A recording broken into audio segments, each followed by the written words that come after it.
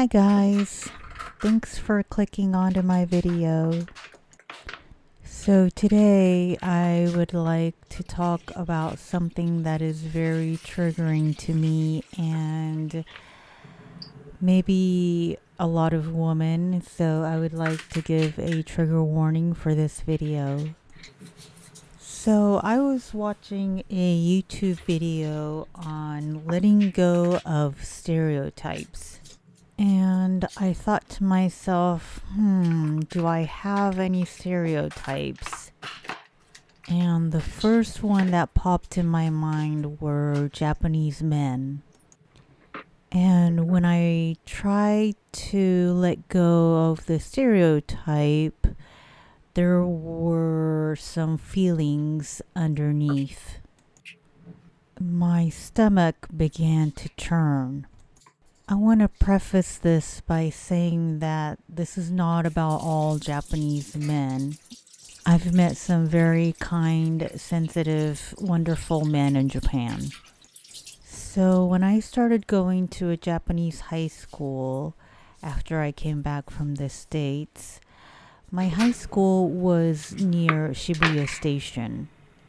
So the trains in the morning were jam-packed. I don't know if you have seen it on TV or some sort of documentary, but the train staff just literally pushes people inside the train cars. So I was on the Toyoko line, which wasn't famous for groping. In Japan, groping is called chikan. And in Tokyo, the Saikyo line and the Musashino line are infamous for this. I was using the Toyoko line for about a year and a half. And I kid you not, I was literally groped every single day for the first year and a half of high school. I was 15 years old.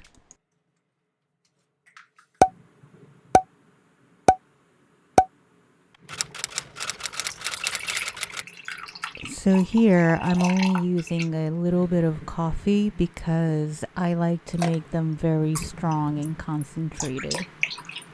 So chikan has been a major issue in Japan for over 50 years. It's a secret that Japan wants to keep in the dark.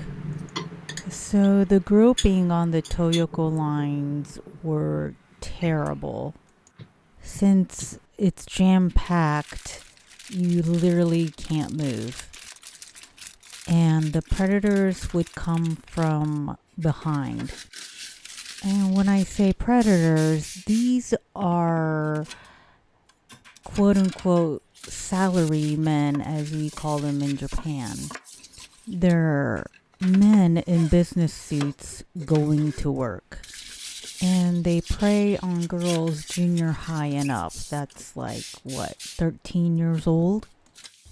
Sometimes it would be so bad that they would go under my underwear into my private parts. This triggers me just saying it. Sometimes there would be a few men, one reaching around to my breast and my behind area. When it got that bad, I would just wiggle in place. And then it would stop temporarily, but it would start all over again. These men would be, I guess, in their 20s all the way up to their 50s having a family. Some of you might be wondering, well, why didn't you just yell for help? And this thought really triggers me. Because when you're that young and the trains are silent, and in Japan, girls are supposed to be seen and not heard, it's very, very awkward and difficult to ask for help. So I try not to beat myself up for that. You would sometimes witness girls just crying uncontrollably on the train platforms. If you ask any Japanese girl, they'll tell you horror stories about the chikans on the train.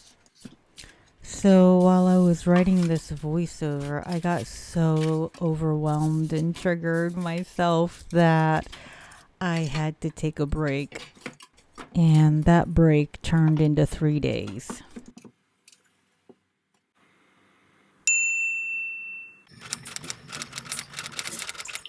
During those 3 days, I was so overwhelmed that I couldn't even write my journal. I found myself wanting to turn to food and watching trashy TV shows. So, where was I? About yelling for help on the trains.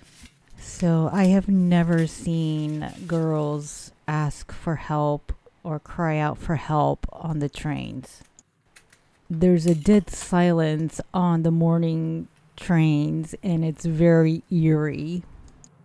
You see posters about the chikans in the station, but there are no announcements in the train cars encouraging girls to speak up or trying to spread awareness.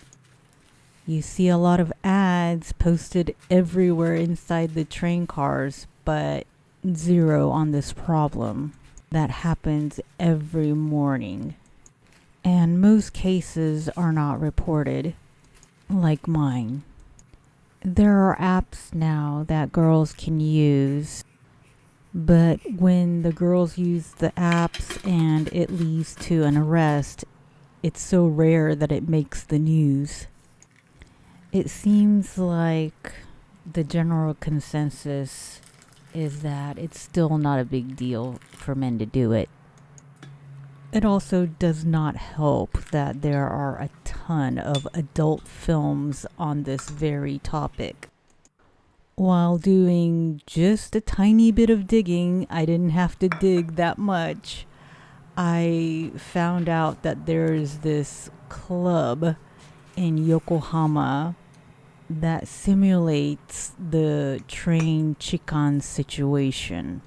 And men can just walk in and chikan all they want for a fee.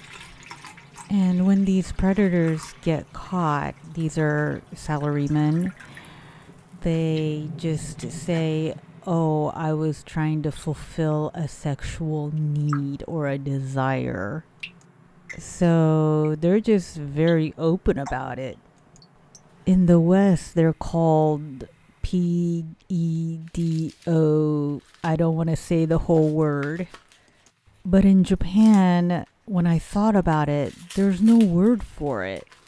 I had to actually look it up. And there is a word, but I've never heard of it or I've never seen that word in my life.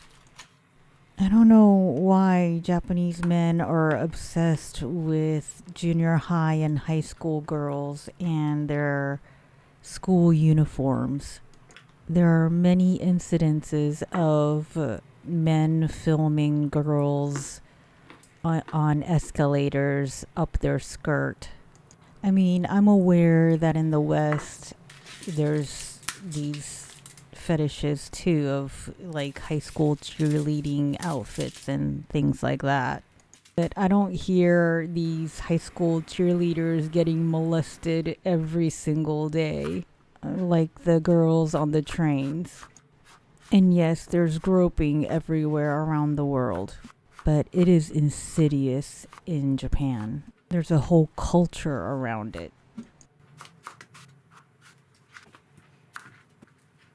There are women-only train cars, usually in the front or the very back.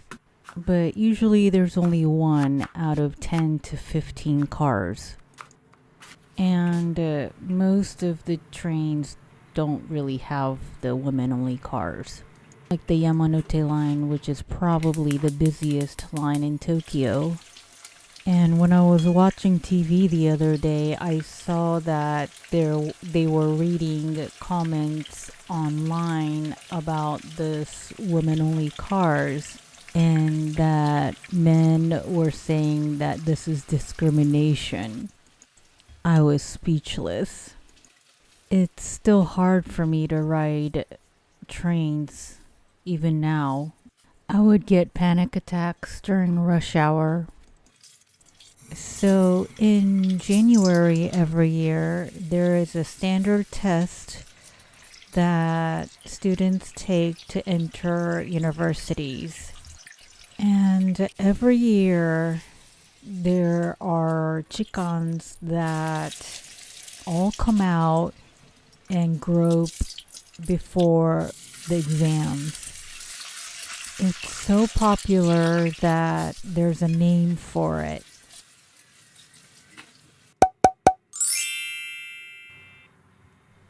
It's called Standard Test Chikan Festival. In 2020, there were over 1,000 online posts telling everyone to gear up for this day.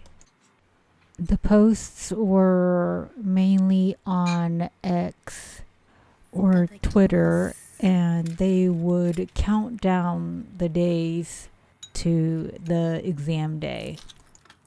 The posts will say things like, the girls won't report you on that day, so you can grope all you want.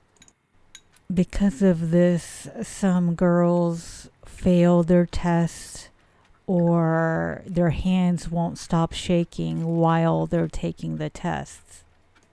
And since it's still legal to post these things, there's no incentive to stop. In November of 2025, so just recently, a young woman was beaten severely because she glared back at her chikan. He was in his 50s or 60s. This is the sad reality of Japan. So I just came home from going shopping, and I saw that there were a couple boxes downstairs in the package center. So I opened it up, and it was from Iherb, so I thought that I would share what I purchased from there. So first, this is Eucerin. I put it all over my body after I take a shower or a bath. And these are the tea that I'll be enjoying. I really love these two flavors. The Asian pear it's really, really refreshing. And of course, yogi tea is organic. Moving on to this is applewood smoked sea salt. Oh my gosh, this is so good. It doesn't have any chemical smell. It's all natural. It gives your food that smoky applewood yummy taste. I highly recommend this. It's really, really good. This is my favorite salt now. And moving on, these are the flavors. They're not the best for you, I know, but they're at least organic. And when I make collagen smoothies, the taste of collagen is just way too strong because I put a whole lot in there. These really mask the collagen taste. So I have orange, lemon, maple, peppermint, strawberry, and raspberry. Strawberry is very good. Peppermint is very strong. I can't really tell maple, but yeah, they're all very good. And the sugar-free ketchup. This G. Hughes is very popular. It's the barbecue sauce. This is also sugar-free, so I love that. And chicken of the sea, Alaskan pink salmon. In Japan, we hardly get to eat Alaskan pink salmon, so I buy it in a can. Organic popcorn, I pop my own corn. My coffee, the butterscotch and caramel is my favorite. I have Manuka honey. This is the highest. I think it might be one of the highest. This was about $100 or something like that. So I don't eat it that much, but when I have a sore throat, I would just take a spoonful. Organic red chili powder. I haven't tried this yet, but I read the reviews and everyone says it's really spicy. So I'm gonna try that. And Chalk Zero Caramel. This is great. Keto, sugar-free. I put it in my coffee. And the cacao powder.